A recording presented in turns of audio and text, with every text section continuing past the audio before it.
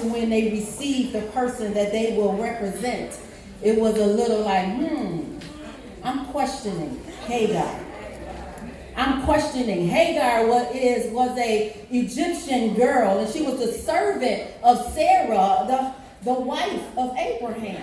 And I'm like, okay, Lord, what that has to do with me? That's not my story. But as I continue to just meditate and read and focus and ponder on who she was and why she was and what she did and what she was called to, God had a reason and a season, an appointed time for her to do exactly what he called her to do. Now, Sarah was childless. Yes. If everybody know this particular story, he said Abraham is going to be the what? Father of many nations. Multiples. Countless. We don't even know the number. But we're one of them. Praise God. Hallelujah. So Sarah gave her Hagar to her husband. That's what she did. To bear a child. That's right. Because she couldn't bear any at that time. Yeah. He was 85 years old as his concubine. So she was younger.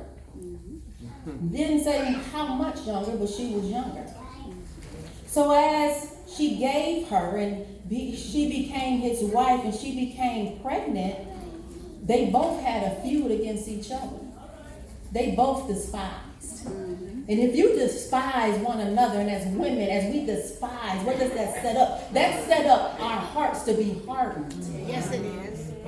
So Lord was dealing with me like, okay, Lord, yeah, I wasn't that concubine. I always said, if I have to be second, I ain't going to be with you. That was the way I came up. But however, that's a part that we have to journey through. I started out young. I was with my husband since I was 16 years old. We had 4 daughters. So I didn't experience that what other individuals experienced. But as it came at that point of time in my life, when I became number 2, I became broken. That hardened heart became harder. And then I started to despise women. Decides to despise my neighbor, my sister, whomever it was, co-worker. Right. Women was my enemy at that time. Right. So between Sarah and Hagar, they were enemies. She had what I wanted. And I knew I had what she wanted. So of course, what will a woman do when you know you had what the other woman wants? You gonna strut it? You gonna flaunt it? You gonna show it that I'm the one that could get what he wants. So when that shoe got turned and I wasn't the one anymore. Come on. Of course, that's gonna harden you. Yeah. That's gonna cause despise me. You hate. That's right. You don't like. You want familiar. You want to go to blows with somebody. Yeah, I'm from Detroit. So you don't want to fight that next one. Come on now, let's be real. You don't want to fight the next one because that one done took the one you had eyes off of you. So that's going to be a problem. So we're going to have to check one or the other. So what do we always do? We go check the other. We're not going to check the man. We're going to check that other female who really was victimized just as well. But however, Hagar, she was going through some stuff. Sarah was treating her horrible. She fled. She ran into the desert. And the angel of the Lord met her there. Yes, he did. Yes.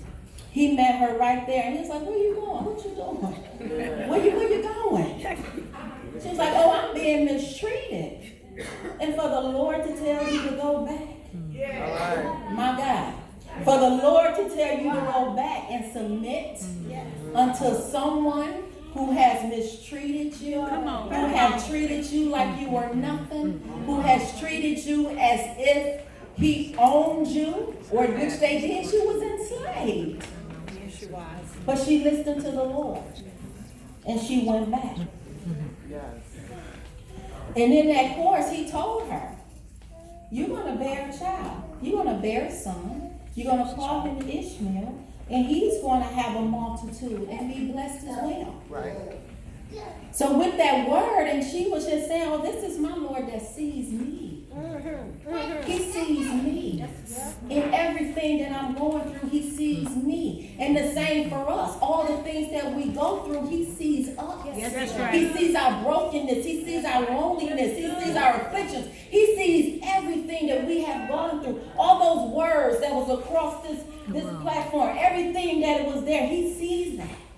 The lie, the indifference, the things that are not true, that we subject ourselves to and surrender under. So there's no more surrendering. So as she bore Ishmael, she went forth. He was 85. That was like 14 or 15 years in between when Sarah actually had her child. So all that time, just think, I had 14 or 15 years to flaunt this in your face. I have this son. But the Lord didn't tell him that. That was not your child. That's right. So that sin that set up in all of them, because first of all, Sarah was wrong. She went ahead of God. Yes, she did. Of course, Abraham was wrong. Why? Because he accepted it. He did not reject it. So most men will not reject it. No care how you look, they will not reject. Amen? They will not reject. And Hagar, and she was probably the innocent one, and that was probably something of why she despised so much, because she was the innocent one that was brought into this threesome, for lack of a better word, to sit up there and do something that she really didn't want to do, because her loyalty was to Sarah. Yes. She was loyal to her. She wanted to be her handmaid. She was there to help her go through what she was going through. She was an Egyptian.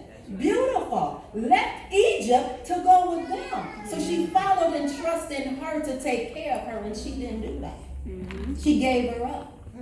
So after that giving up and Isaac was born, oh yeah, now I have some on you. I'm the wife. I'm the first wife that he loved, and now I have a child that's the heir of his inheritance. So they say Hagar and Ishmael, they treated her bad, they mocked him and all of that. And when she said, oh no, babe, you got to go. Can't be two queens in one house. You have to go. So as she left, I got kicked out. He gave me a bottle of water and a loaf of bread. And I'm out there with one loaf of bread and one bottle of water. So when you're out in the wilderness and you're alone and you're wondering, like, Lord, how am I going to make it? What am I going to do? I took and stood my child and set him under a bush. I'm going to go over here because I don't want to see him die and I don't want to see him suffer. So I'm going to go over here and close my eyes and I'm going to just weep.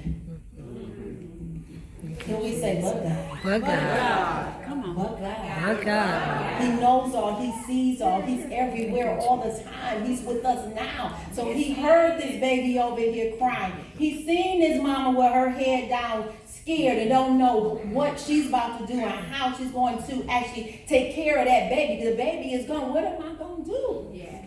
So he said, I got you. Once again, I promised you 14 years ago that he was going to be blessed. He was going to be multiplied. He was going to be in the wilderness. But again, he was going to have what I said he was having. God never changes and breaks his promises, y'all. That's right. He never changes and breaks his promises. So all that to say is, God hears our cries. Yes, he does. Yes. And he sent an angel and told her not to fear. Yes. And added to her son as they grew and moved and went into another land. So that bottle was filled with a well. Can we be filled with that well, that unending presence of the Lord who loves us so much that he continued to replenish us and give us? So as I kept pondering on what does it have to do with my story? Yeah, I was young. Yeah, I was 16 when we were together, 25 when we got married, half our daughters. By the time I was 39, he went off astray and everything went haywire. Lost my 3,500 square foot home. My job laid me off and I had to get kicked to another department within that city. So now I'm like, okay, broken. I have 4 little girls. What am I going to do with them? And what's so unique is I had a stepdaughter that I raised since I was 1. So then the Lord just reminded me, your story ain't that far off because you had a child that was not yours. I didn't birth that child. And she's the oldest. So not only is it 4, it's 5. It's 5 little girls looking at me and a home. Like, where's daddy? Little girl coming to me, she my youngest daughter, about 6 at the time. So, I was with my daddy at such and such house. That's his friend. How broken. So that the Lord put in me, I'm like, why was I even with this person? I knew then I wasn't supposed to be with this person. Well, I switched because then it was the lifestyle. It was the attraction. It was the partiness when I supposed to have been going south from north to Spelman, which I didn't even attend because I'm focusing on love and a man that didn't necessarily love me, but however had me caught up in this web to ensure that and that's how the enemy try to flip it and work it on you. Oh, it's love, but in reality, he's taking you on the purpose that the Lord has for you. So now that my purpose has been snatched, I had to get that purpose back. Yes. Had to go to school with raising daughters. Come on. Amen. Continue to work. Yes. Continue to go through all this.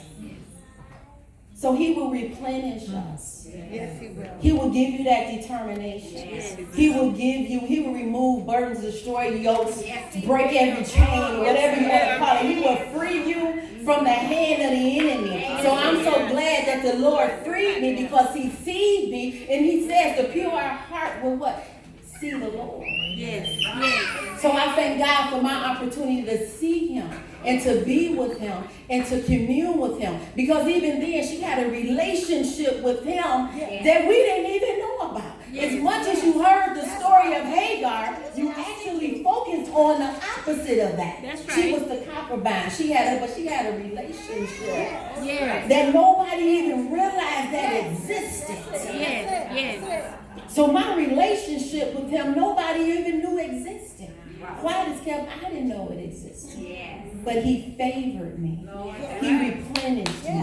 He gave me everything that I lost. My girls were never subjected to the things that I was subjected to. They seen how a relationship now is with a man. So now there's totally difference. My job has been refurbished and just redeemed where now I'm the head of that department. Amen. Want to know it.